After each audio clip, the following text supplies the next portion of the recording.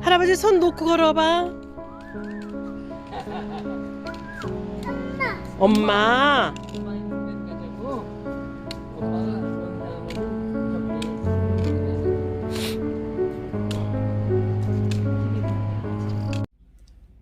네, 안녕하세요. 오늘은 그 인간관계나 세상을 살 때 그 긍정적인 사고를 하는 거를 나누겠어요. 긍정적인 거. 매사에 어떤 사건이 터졌을 때 부정적으로 생각을 하면은 희망이 없다고 생각하고 절망하고 노력을 안 하고 그냥 그 자리에 있어야 엎드려 있는 거죠. 할 건 많은데 내 인생 끝이야 하고 부정적으로 생각하면은 매사에 노력을 안 하게 돼요. 예, 그래서 그 인간관계에서 예를 들면 엄마가 어떤 학생한테 초등학교 때 우등상을 못 타서 너 같은 건 나가 되죠 그랬어요 엄마가. 근데 커서 어른이 돼서도 엄마에 대해서 이 말이 항상 생생하게 떠오르는 거예요. 또 졸업식 때 반에서 10등짜리가 갈비 먹으러 왔다고 또 엄마가 투덜대는 거.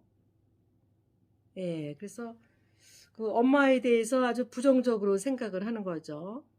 예, 그래서 이제 그거를 긍정적으로 바꿀 때 그 엄마가 그럼 화가 났는데 그냥 나가 대져라 이렇게 부드럽게 말이 나와요. 엄마도 사람인데 아이 너 같은 건 나가 대져. 화가 나서 10등하고서 무슨 갈비를 먹으러 와냐.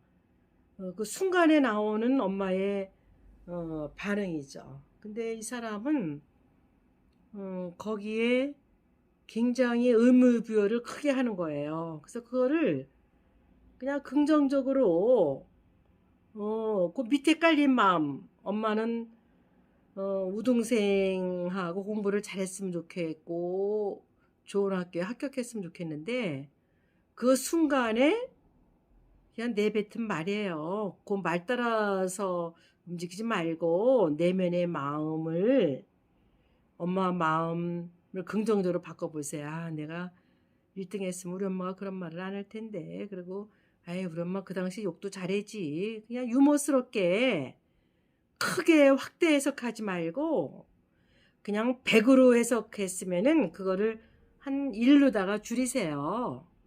그리고 엄마도 하나의 인간이라고. 우리가 나이가 먹고 성숙하면 성숙할수록 엄마 아버지도 하나의 인간이라는 거. 그래서 이해를 하게 돼요. 또 어떤 애는 대학생인데 얘는 미팅을 못 가요. 어렸을 때 옆에 앉은 남자 짝꿍이 너는 메주같이 생긴 애야 이렇게 했더니 그 말을 크게 확답해서 지금도 모자를 쿡 눌러 싸고 아유 나같이 못생긴 메주를 누가 좋아할까. 그래서 그렇게 그 말을 그대로 갖고 있어요. 지금 나이가 먹으면은 마음도 이렇게 커졌으니까 그 말 들은 거는 내가 얼마든지 품고 유머스럽게 없앨 수가 있잖아요. 또 그거를 아무한테도 얘기를 안 하고 그냥 꾹꾹 눌러요. 꾹꾹 누르면은 그 병 속에 있는 뱀이 자라는 것처럼 그것이 점점 커져서 어느 때 폭발해서 우울하거나 그냥 세상 살고 싶은 마음이 없는 거죠. 예. 그러거나 또 남편이 늦게 들어왔어요. 늦게 일하다가 늦게 들어왔는데 부인이 뭐하다 이렇게 늦게 와? 그러니까 남편이 내가 놀다 와 일하다 왔는데 왜 그래? 이래. 그럴 때 남편이 유머스럽게 그 해석을 긍정적으로 해석하는 거죠. 그러니까 일어난 사건이 문제가 아니라 그 사건의 의무부여를 긍정적으로 하느냐 부정적으로 하느냐에 따라서 인간관계 결과가 달라지게 되는 거죠. 그러니까 부인이 왜 이렇게 늦게 와? 그러면은 남편이 그냥 내가 늦게 오니까 일이 많지. 내가 그렇게 보고 싶었어? 그냥 얼렁뚱땅. 그러면 부인이 한 번 그렇게 해가지고 그게 없어져요. 화가 난 게. 그냥 두세 번 알았어 내가 할게. 그리고 자꾸 치대고 유머스럽게 그 상황을 이렇게 넘기면은 부인도 그냥 넘어가죠. 그 말꼬리 잡고 내가 놀다 들어오냐고. 그래가지고 부부싸움이 그냥 엄청나게 벌어지는 거예요. 그러니까 좀 남편이 좀 긍정적으로 그 밑에 깔린 마음은 내가 일찍 와서 집안일 좀 도와주기를 하는 마음이잖아요. 그 마음에 초점을 맞춰서 내가 일찍 오길 기다렸어 당신? 이제부터 내가 할게. 그럼 부인이 화가 나는 게 금방 풀어지지 않죠. 그러면 몇 번씩 치대고 그 화난 마음을 만나주고 공감해주고 그러면 없어지는 거죠. 화를 내는 것은 내 마음을 받아달라는 사인이죠. 이런 식으로 하려면 우리 그만 만나 헤어져. 연애할 때 진짜 헤어지고 싶어서 하는 게 아니죠. 정신 똑바로 차리고 시간 똑바로 치고 나한테 더 충실해. 그 밑에 있는 마음을 만나줘야죠. 헤어지려면은 그냥 말 없이 헤어지지. 헤어질 사람이 그렇게 선전포고를 해요. 전화 안 받고 몇 번 전화 안 받고 바쁘다고 아프다 그러고 약속 어기면 자연히 헤어지게 되는 거지. 뭐 굳이 그렇게 에너지를 써가면서 얘기를 하지는 않죠. 굉장히 많아요. 그러니까 그 궁상을 떠는 사람, 지옥을 만드는 사람들 보면은 어렸을 때 엄마 아빠가 한 말을 지금 나이가 먹어도 그 말을 꼭 가지고 있어요. 그러니까 그 말이 점점 커져가지고 그냥 자기 전체를 압도하고 우울하고 이러는 거죠. 그러니까 그거를 그냥 유머스럽게 긍정적으로 해석해요. 어떤 사람은 어렸을 때 고향 문방구점에서 뭘 훔쳤다고 그래. 지금도 그 아저씨가 날 보면 도둑놈 그랬까봐 그 고향집 앞을 못 간다고 그래요. 아니 어렸을 때 남의 거 훔칠 수도 있는 거죠. 물론 안 하면 좋지만 그럴 수도 있는 거지. 근데 그 문방구 주인이 지금은 나이가 많은데도 지금도 그 생각하면은 그 문방구 주인이 나쁜 거 생각이 좁은 거죠. 그러니까는 어떤 사건이 일어났어요. 근데 굉장히 부정적인 거예요. 부정적으로 해석해서 일이 해결되면 계속 우리가 부정적으로 해석을 하죠. 부정적으로 해석하면은 너도 틀려먹었고 나도 틀려먹었고 이놈은 세상 다 틀려먹었어. 살긴 뭘 살아. 일찌감치 세상을 접거나 우울에 빠져서 움직이질 않죠.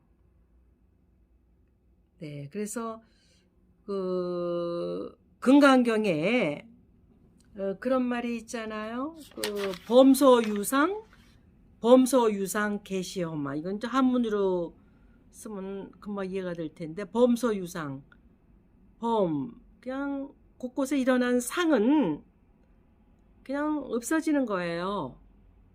이슬처럼. 그러니까 그런 상에 끌려다니지 말라는 얘기죠. 근데 하여튼 인간관계에 문제를 만드는 사람 보면은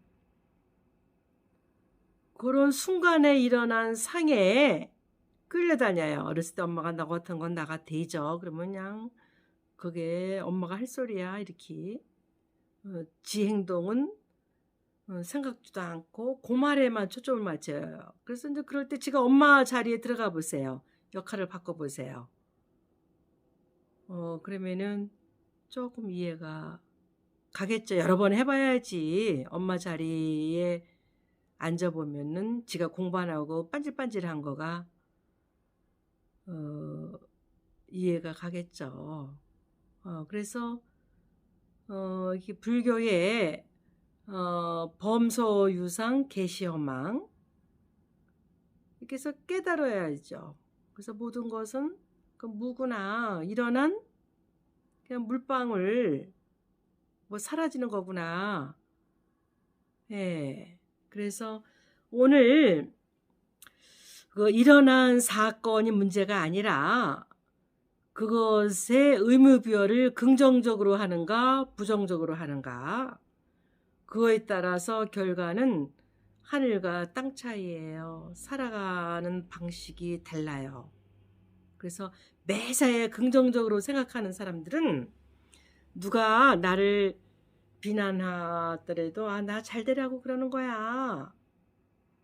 긍정적으로 해석해요. 그리고 노력을 해요. 노력하면 언젠가는 희망이 있다고 생각하고 노력을 해서 자기가 얻고자 하는 것을 얻죠. 부정적으로 생각하면 될 것도 안 돼요. 매사에 긍정적으로 생각하는 거. 그러니까는 그 철학적인 용어로 아모르 파티라는 말이 있어요.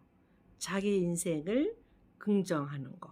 한 손에는 그 망치와 도끼를 들고 내 앞에 일어난 장애물을 깨부시면서 자기 인생을, 주어진 인생을 아모르 파티. 그 우리나라 유행가도 있어요. 아모르 파티 하면서 어느 여자 가수가 신나게 부르는 거가 있어요. 그래서 자기 인생을 긍정적으로 축복하면서 하루하루 극복하고 전진해 나갈 때, 그러니까 자기 인생의 대장장이